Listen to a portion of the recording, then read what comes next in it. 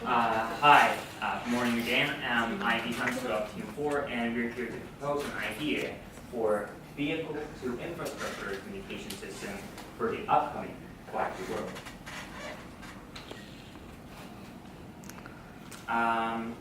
Qualcomm Snapdragon, we don't think that this is just a processor. It is rather a platform. We cannot imagine the mobile world without Qualcomm Snapdragon because we don't only use this in smartphones, we use them in VRs, drones, IP cameras, and so on. So what do we have to do to extend this territory of the Qualcomm Snapdragon platform? We would like to add something to Snapdragon platform, something that will play an important role for the upcoming 5G world, something that will become essential to the vehicle communication system. And we think that this will make Snapdragon platform more solid. The idea is to take Snapdragon into drones. We call this a DRCS, and it stands for Drone Relaying Communication System.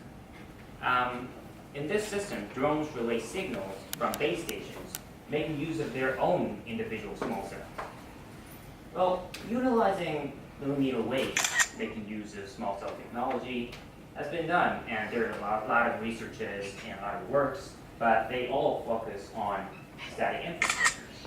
But static infrastructures are resilient to time-varying traffic, and they are prone to disturbances in during communications. So what we thought was that the drone can come out at this point. We found that there are 3 advantages making use of drones.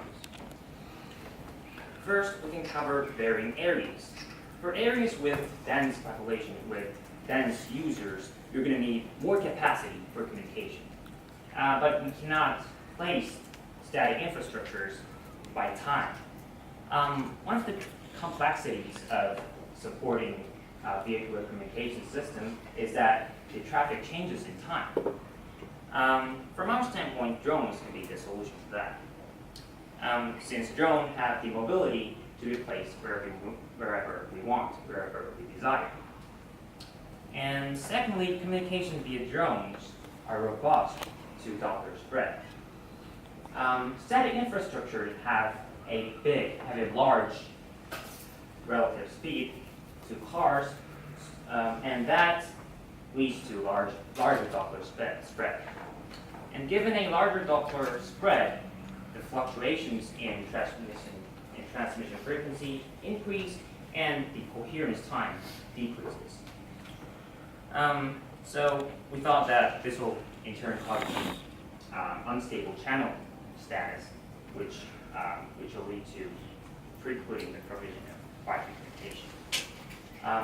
But drones can glide over cars, reducing the relative speed, and then it will reduce the fluctuations of transmission frequency caused by Doppler spread. And lastly, we can make use of LOS-defined path.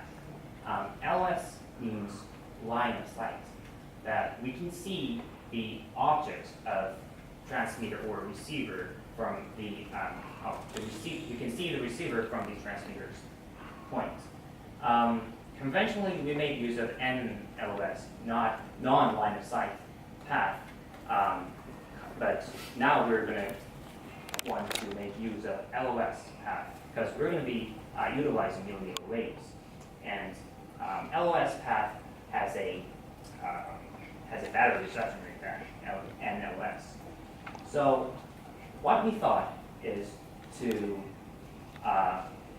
place drones between base station and cars, therefore eliminating the terrain and the blockage between them.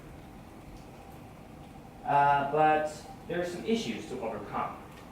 First, the algorithm for achieving optimal location and speed of drones should be figured out, and also the power solution for making drones capable of providing this kind of services is a key factor as well. And lastly, how to do array alignment in mining systems is also a whole work to do. Finding the optimal location of drones is a 3D placing problem where it is different from the traditional way where we would just find a optimal location in a flat space. This is a 3D problem including height. When drones gets higher, the surface area increases very large, but the quality of service deteriorates. So we can say that there is a trade-off between them. So we believe that we can find a sweet spot between them. Also, finding a power solution. These kind of services will require a lot of power, so that will be one of the complexities that we will have to overcome. There is luckily a ongoing research called SWIFT, which is a system where we transmit and receive data and power at the same time. So we thought that this provides a strong justification that the Qualcomm platform integrates our scheme to the Snapdragon platform. Finally, figuring out how to do array alignment in MIMO and how to do beamforming is also one of the obstacles to overcome. We'll have to directly point and follow the drone in order to do communication with the drone. But the drone, it fluctuates because it's drone, it moves around. So it'll be one of the complexities that we'll have to overcome. Despite all of these complexities and challenges being great, we believe that the implementation of drone-related communication system is fundamentally achievable in the near future. We firmly believe that the integration of the RCS system will help Qualcomm Snapdragon to prevail as a leading mobile platform, just like that. And we also believe that the Qualcomm Snapdragon will be adequate to this kind of services. So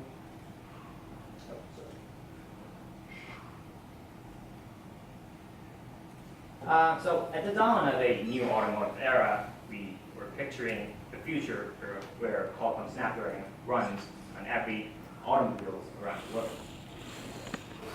So why wait? We were Group 4, and thank you for listening.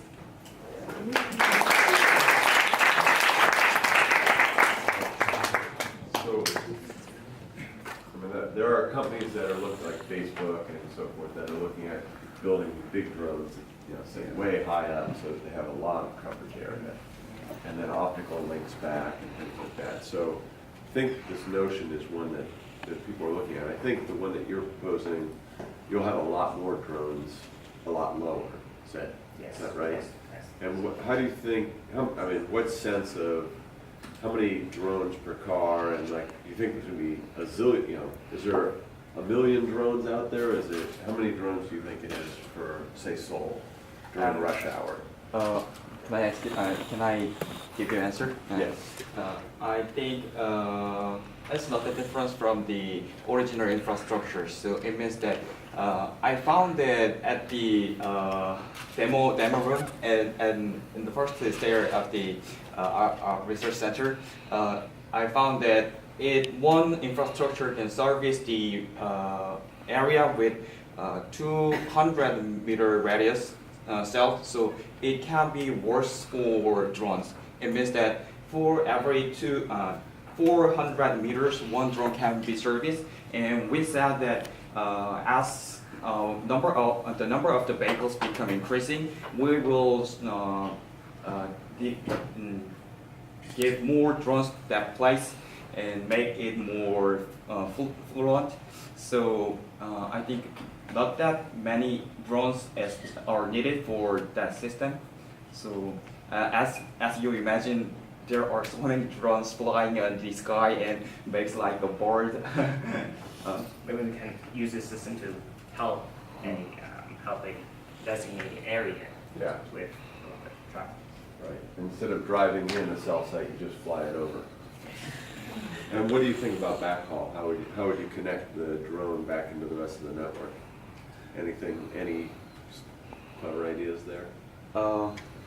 There are central base station who transmit the signal, and each of the drone relaying the signal to next drone and next drone. So that can be the solution for your question. So, and what about latency then? How long?